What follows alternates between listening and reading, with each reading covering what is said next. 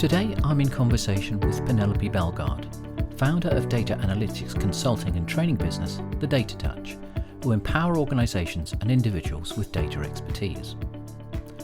Among many topics, we discuss why she has embarked on offering a 12-week course, Data Coaching for Leaders, which, unlike other training options, solves companies' real, ongoing data issues, not just theoretical hypotheses.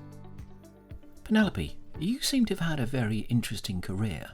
I think it was back in 2007, you were an online marketing executive for the Discovery Channel.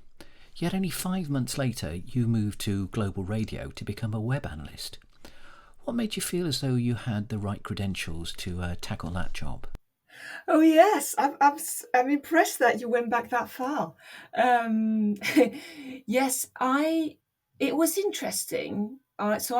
I've got a master's in marketing and business management. So I initially went for a marketing role, which quickly turned into digital marketing because it was early 2000, mid 2000, shall we say. But the reason I moved from digital marketing to digital analytics quite quickly actually is because I realized if you really want to have some credibility in an organization, you need to be able to measure uh, quite consistently the ROI of your campaigns. And I had always been interested in numbers anyway. So that's why I made that transition. And since then I haven't looked back. And presumably during your masters, you did a lot of analytics work as well, because at that point in time, analytics wasn't really at the forefront of digital marketing. It was just coming through, wasn't it? Absolutely, absolutely. Interestingly, a lot of the heavy maths were done just prior to the masters. It's very much down to how the French system works. Quite heavy in maths from quite an early age until you decide to do a masters, and after that, it tends to ease on you. But yes.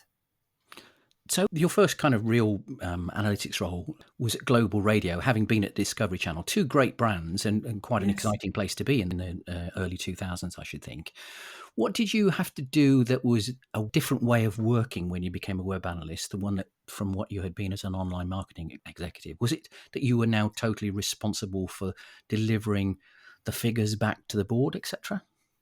Yes, absolutely. Heavy, heavy emphasis on measurement, on what was happening on the digital assets, and reporting on these figures, and also carrying out bespoke analysis on how customers were behaving on our digital platforms, but also there was a heavy emphasis, which I really liked, and I find that many organizations actually lack that. There was a heavy emphasis on competitive intelligence, so also measuring how we were positioned in the marketplace compared to our close competitors. And the reason why there was such an emphasis was because we were selling advertising space. And so we had to be able to communicate to our advertisers, this is the type of audience we've got versus our competition. Yeah. So in that instance, it was probably directly related to revenue recognition, was it not? Oh, yeah, absolutely. Absolutely. Yes. Yeah. We were selling based on, basically the more of an audience we had, and the higher the quality of that audience we had, then the higher we could charge for advertising space. And so you moved from Global Radio onto TUI Travel, and presumably that's where you were working with more CRO type of tools as well, because obviously I know the travel industry well, that they're actually always looking for competitive advantage and getting better customer journeys, excuse the pun there. Is that where you first got exposed to A/B experimentation?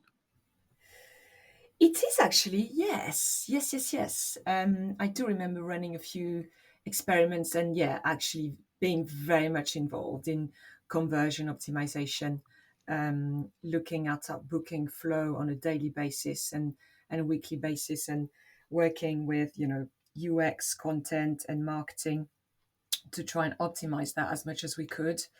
Um, we were actually one of the first companies at the time to experiment with marketing attribution, which was so cool, and quite a cultural shift as well for all of us, to be fair.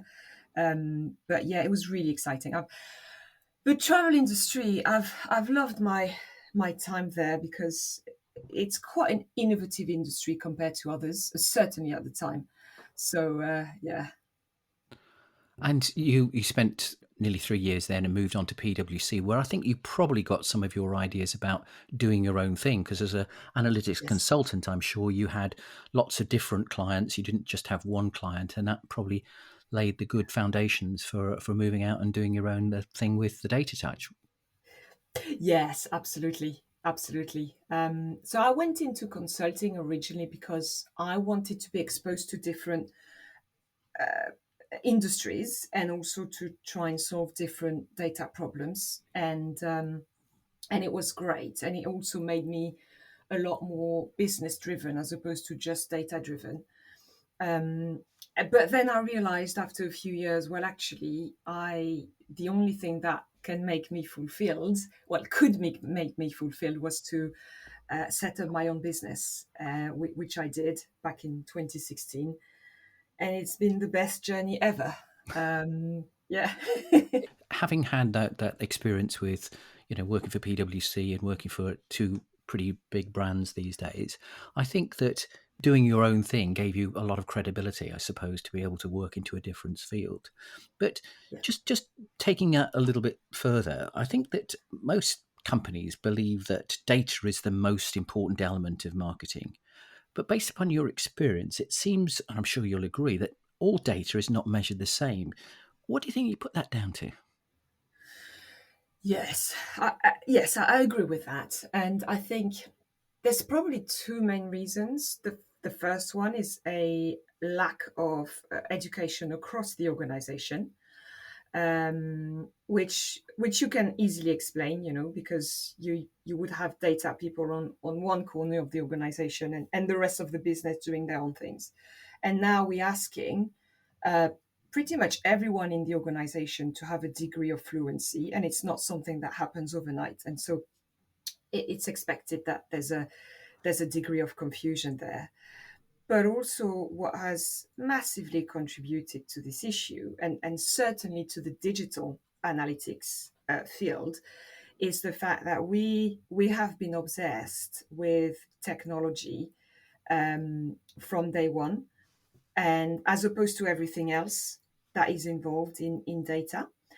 And the challenge with that is that many organizations will have different measurement in place because they want a backup option, or because, for legacy reasons. Mm-hmm.